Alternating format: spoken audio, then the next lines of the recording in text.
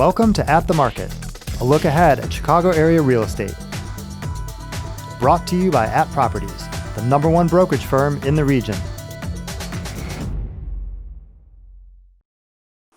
Welcome to At the Market. Well, we made it to May. And while most of the Midwest is still under some form of stay-at-home, the residential real estate market is moving. It's been slow, it's been a learning process, but buyers are buying and sellers are selling. Still, there are a ton of questions. So we've put together this special report featuring a team of experts to take you through the home buying process step by step. This episode focuses on buying. We'll be back soon with another episode specifically for sellers. So let's jump in. We've got a great panel, including residential brokerage, of course, mortgage, legal, and title. But let's start with At Properties co-founders, Mike Golden and Thad Wong. Welcome back, guys. Good morning, Peter. Hey, great to see you virtually again, Peter. Good to see you guys too. So we start every episode with the same question. How's the market? And Mike, I want to ask you, what's the one thing that buyers need to know right now about the local residential real estate market? I think the most important thing to know is the market is a lot better than any of us had really expected it to be. When we went into this crisis, we projected a pretty substantial drop-off of both listings and especially new contracts. So we expected to go into a major buyer's market and sellers really to be suffering. And that's just not what happened. Initially, we did have a pretty good drop-off. We saw listings drop off by about 46% and contracts as much as 54% back in April.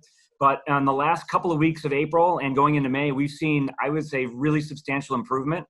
For the last 2 weeks of April, listings were down about 37%. But the big numbers, contracts were only down 30%. And if we look at what's happened in the beginning of May, we've actually seen a similar trend where the numbers continue to improve. So it's actually been really gratifying to see that the markets continue to move.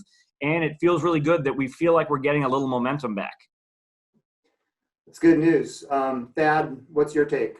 Well, I think it's a great opportunity. I think there are a lot of millennials right now that are looking back at the last number of years where they've paid thousands of dollars in rent, non-tax deductible, and then they were shelter in place for 2 months in a 600 square foot studio or a junior 1-bedroom, that are now thinking, you know what, I've been in Chicago a number of years, I love Chicago, and I'm now excited to buy Chicago. So I think we'll see movement from those young professionals that have stable jobs into entry-level condos, and that will trickle up, and we'll see that even greater movement into larger homes in the city. And I do think we're going to see a good percentage of people moving back to the suburbs. Some people, I was on a phone call yesterday with a lot of national investors, and they were talking about big movement to the suburbs. I feel like that was a knee-jerk reaction that everyone kind of in the midst of these things gets a little extreme. But I do think some families in the city will see an opportunity and they'll appreciate more open space and yards and less density. But I think you'll still have a majority of young professionals that want to stay in the vibrancy and don't want the commute. So I'm extremely bullish. I do agree with Mike. We're going to have limited quality supply. That should drive prices higher. That alongside with the fact that every other recession besides '08, we've seen significant appreciation in hard assets, and real estate is the hardest asset. So I'm very bullish on the market. I think there are a lot of buyers out there ready to buy. And although the economy is going to be, there's going to be some significant challenges. We're going to have an unprecedented amount of unemployment. I do believe the upper echelon of stable investors and stable buyers are going to move the affluent market forward. And for the primary purpose, that's our market. Sure. You mentioned pricing, being stable or even increasing. Is that what you kind of anticipate for the rest of the year? Yeah, I am extremely bullish on appreciation. I don't think we'll have, skyrocketing pricing. That being said, I think over the next 4 or 5 years, we'll have appreciation year after year. I think there is very little quality inventory. So you're seeing buyers come in and make improvements to what's available, and that's going to bring overall prices up. And I also think for those perfect houses that are turnkey, buyers are willing to pay a significant premium. That's not going to change. That happened before COVID, and I think that's happening even more so now. So I do think you'll see sellers that are positioned well financially, updating their homes and pushing pricing higher. And if you just look at the amount of buying power that a buyer has right now, with interest rates as low as they are, it is the best time ever for a buyer to jump into the marketplace when you look at their actual cost to own. It's incredibly low. With that, you and Mike both mentioned record low interest rates, but there have been a lot of questions about mortgages, the availability of financing, credit requirements, down payment requirements. So we're happy to have with us today Dan Moran, who's Executive Vice President of Sales for Guaranteed Rate. Dan will be heading up sales for Proper Rate, which is our new joint venture with G-Rate, coming soon. Dan, welcome. How you doing? Okay, great. Thanks for having me. Good. Well, what's the one thing that buyers need to know about getting a mortgage right now? I think the one thing to know is that there's a lot of myths out there, right? So you're hearing that there's a requirement of 20% down, or that you have to have a 720 credit score, or in some ways too that the mortgage market isn't functioning as it was. And I would say it's functioning even better than it ever has. We've got people who are at home working in a highly efficient manner. We've got more mortgage inquiries today than we've seen, considering unemployment numbers and whatnot. And the reality is, not only are we approving loans, but we're closing loans each and every day. That's great. I'm hearing, I think we're reading that you need 20% down, you need a 720 FICO score. That is not the case necessarily, right? That's not the case necessarily. Again, I can't, from a macro standpoint, there may be, retail national lenders out there that might require a 720 credit score. But just because you went to a bank, let's say, and went for your mortgage application and they said, hey, we can only offer a loan to you if you have 20% down or a 720 credit score, don't, virtually walk out of that bank or the virtual mortgage application and assume that you can't get financing. There's plenty of lenders out there. Certainly Guaranteed Rate is one of them that can offer a lot of flexible and more financing options out there. So can you buy a home with 10% down? Can you buy a home with 5% down? For sure. I mean, you can go, your lending options in current environment is still as low as 3% down. So consumers, and especially I think Mike and Thad talked about it earlier, there's plenty of first-time home buyers out there who are just, dishing away money on rent on a month-over-month basis, when if they put 3% down or 5% down, their purchase, their monthly mortgage might be the same, or in some cases even lower what they're spending in rent every month. It's pretty exciting. Dan, so what's changed right now about the process of applying for a mortgage?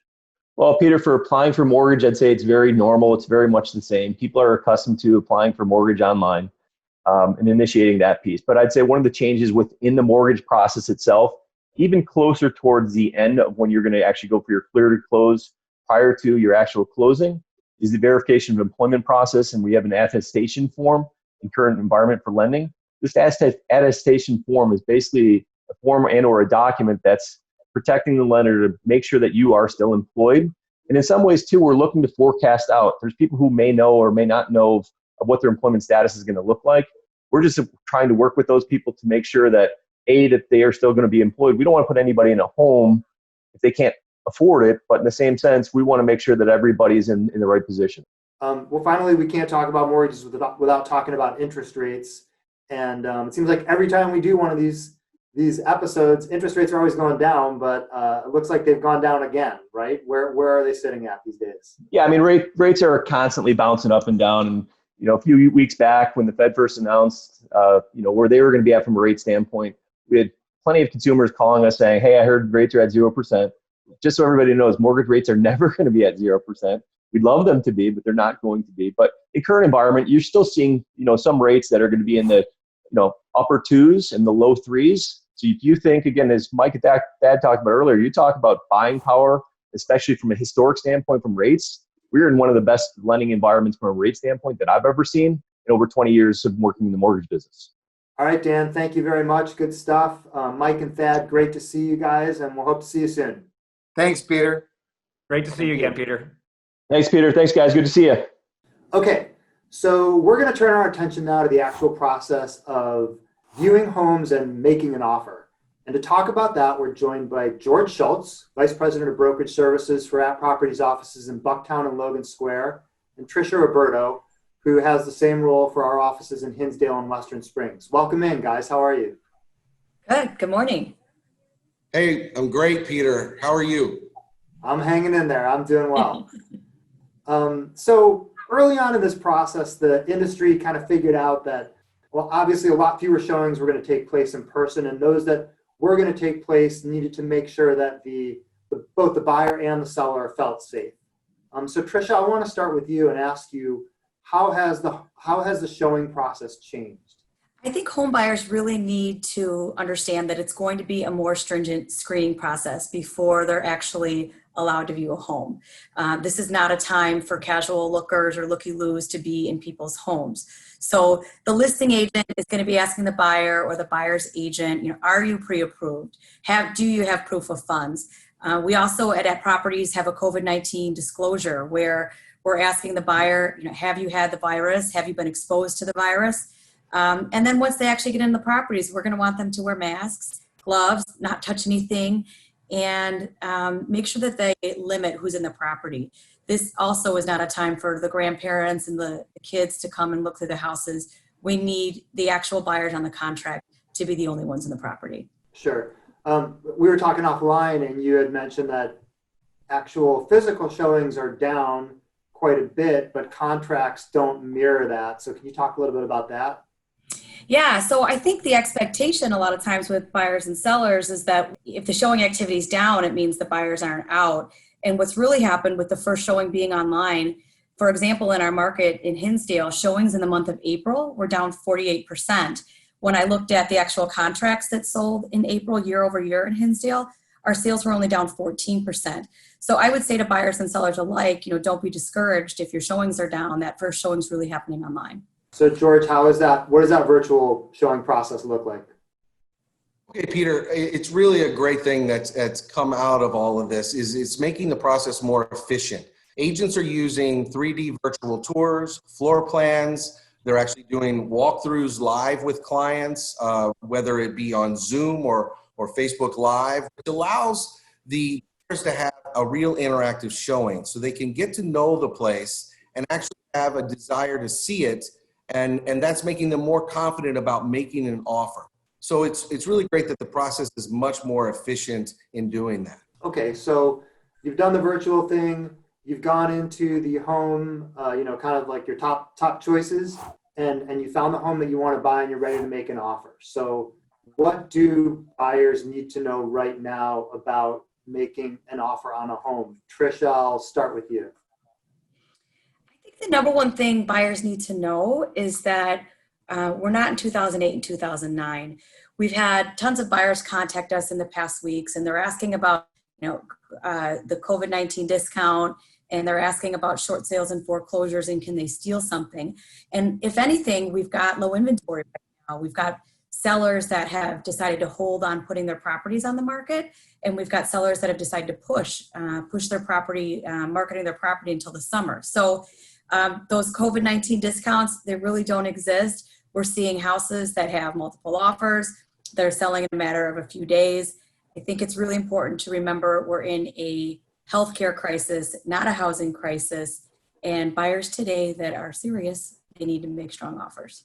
George, anything to add to that?